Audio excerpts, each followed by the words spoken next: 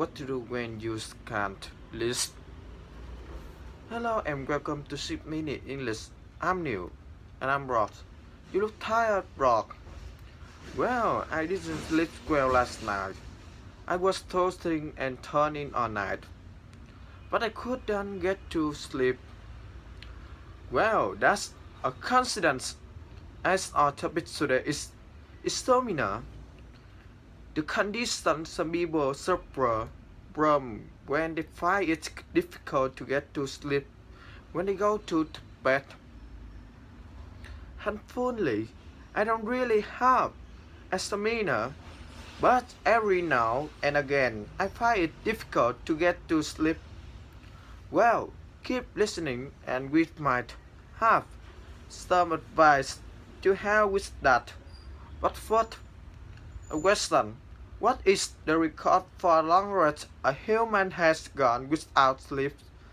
Is A about 7 days, B about 9 days, or C about 11 days? What do you think, Rod? All of those seem impossible, so I got to which B with the shortest about 7 days. Well, if you can't stay away long enough, I will let you know at the end of the program. Dr. Michael Runners is and bad. It but it nothing to do with sleep. He was interviewed recently on the BBC radio program Business Daily. He was asked what his best tips were to help you get to sleep if you are finding it difficult. What were with his suggestion? And it's so counterintuitive, but just me, I got decades of data behind this statement. If you cannot sleep, get out of bed. So wrong. How does he suggest you how? Just try to get to sleep. Well, actually, he said that the bad thing to do is to get out of bed. That's so exactly the opposite of what you should do, doesn't it? Well, he does. That his advice is counterintuitive, which means exactly that. That is the opposite of what you might, but it's better. And he says that this why it's backed up by decades of research is a general term for many years, at least 20. Let's hear that advice again from Dr. Runner. And it's so counterintuitive, but trust me, I got decades of data behind this statement. If you cannot sleep, get out of bed.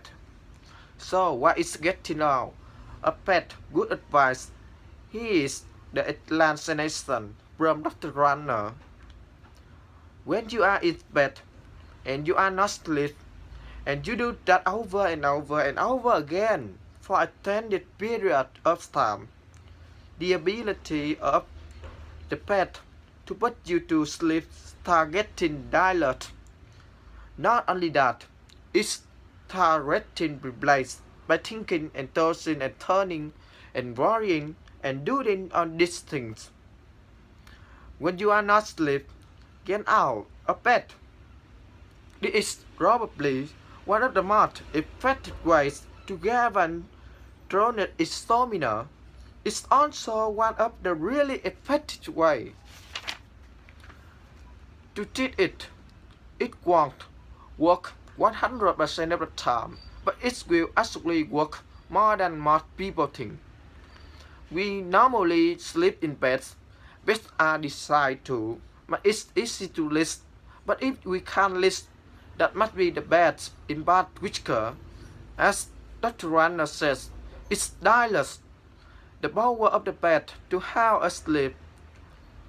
When you dilute something, you must use whisker. For example, you can dilute the strength of a trunk root tooth by adding water to it. So if we stay in bed, tossing and turning, which is direction we use while moving around in the bed trying to get to sleep.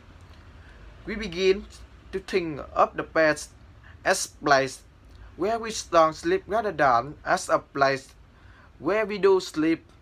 So get out of bed to get the connection. This, he says, is both the way to approach drowsiness. Insomnia drowsiness is unattractive.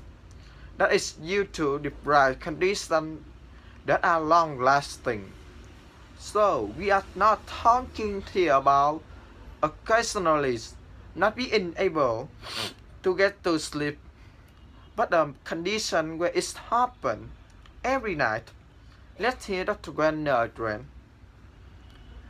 When you are in bed and you are not asleep and you do that over and over and over again for extended periods of time, the ability of the bed to put you to sleep starts getting diluted.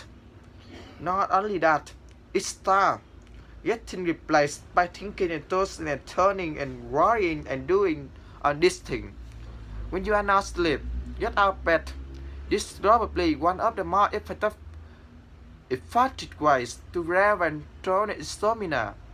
It's also one of the really effective ways to treat it. It won't work 100% of the time, but it will actually work more than most people think. Time to review today's vocabularies, but first, let's have the answer to the which question. What is the record for the long rate of human days gone without sleep? Is A. About 7 days, B. About 9 days, C. About 11 days. What do you think, Rob? I thought it must be about 7 days. Well, I'm afraid you're not right. The answer rather amazingly is actually just over 11 days. It's a bonus point for anyone who knew that was done in 1964 by someone called Randy Gardner. That's extraordinary. It's difficult to imagine events going into a couple of days without sleep but 11. I wonder how long he slept for after that. 14 hours and 40 minutes. You are got on the answer, haven't you?